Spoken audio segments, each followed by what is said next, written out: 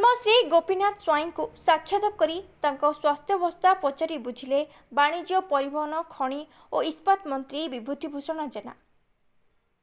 कला क्षेत्र में सारा भारत वर्ष में निजर परिचय सृष्टि करुथिबा गंजाम जिला शेरगढ़ ब्लॉक गोविंदपुर ग्रामर शतायु पुरुष कृष्णनीला गुरु पद्मश्री गोपीनाथ स्वाई को साक्षात करने स्वास्थ्यावस्था पचारि बुझिछंती वाणिज्य परिवहन खनि और इस्पात मंत्री विभूतिभूषण जेना। दीर्घ दिन धरी पद्मश्री गुरु गोपीनाथ स्वाई वार्धक्य जनित रोग में पीड़ित होई एम्स रे चिकित्सित होते। पद्मश्री गोपीनाथ स्वाई 107 वर्षर दीर्घ जीवन कला मध्य कला क्षेत्र में 90 वर्षर साधना रही। विशेषकर कृष्णनीला नाटकर गुरु भावे से सारा गंजाम और ओडिशा समेत भारत वर्ष में निजर परिचय सृष्टि करिसेंती। सेथिपई भारत सरकार पद्मश्री सम्मान में सम्मानित करिसेंती। तेबे किछि दिन हला से वार्धक्य जनित रोग में पीड़ित होइछंती। तेबे तांको स्वास्थ्य पई ओडिशा सरकार समस्त खर्च वहन करि आसुथिबा बेले समय रे स्वास्थ्यावस्था मध्ये बुझुछंती। तेबे आज मंत्री विभूतिभूषण जेना पद्मश्री गुरु गोपीनाथ स्वाई को शेरगढ़ गोविंदपुर स्थित निज बासभवन को जाई साक्षात करने सह परिवार लोकों सह आलोचना करी तांको स्वास्थ्यावस्था बुझिथिले। ये केवल गंजाम जिला नुह गोविंदपुर जन्ममाटी नुह सारा ओडिशा सारा भारत वर्ष रे गुरु गोपीनाथ स्वाई जो दीप्यमान गोटे कला क्षेत्र रे पद्मश्री गोपीनाथ स्वाई निश्चित भाव समस्त आदरणीय स्वास्थ्यावस्था मुझे बुझा आसती एम्स रे थिले कि भल हो पचारूली सी गोटी गोटी गोटी कथा भी कही पारे मु जय जगन्नाथ कहली सी भी जय जगन्नाथ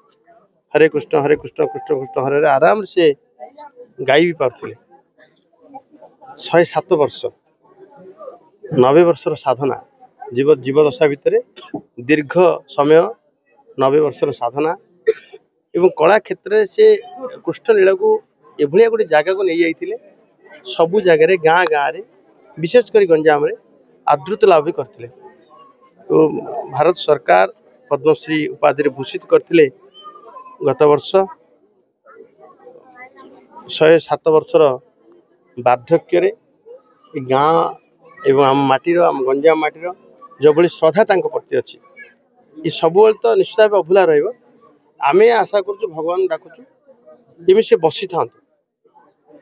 आहरी अनेक वर्ष पर्यटन आम पाखे था बसी था आम समस्त आसतु सहित स्वर को स्वर मिसई जय जगन्नाथ कहीदेले मन पूरी जाऊ आम मन भी पूरी जाऊ मुझे निश्चित भगवान भाई प्रार्थना कर आरोग्य लाभ कर विभिन्न क्षेत्र में पारदर्शिता लाभ कर व्यक्ति विशेष को पद्मश्री उपाधि भूषित करा जाए। तन्मध्य गुरु गोपीनाथ स्वाई अन्यतम एवं सबुबले पद्मश्री अवार्डी मान को संवर्धित करने ये आम समाज में प्रचलित व्यवस्था एवं से आर्थिक सुविधा ये सरकार आम सरकार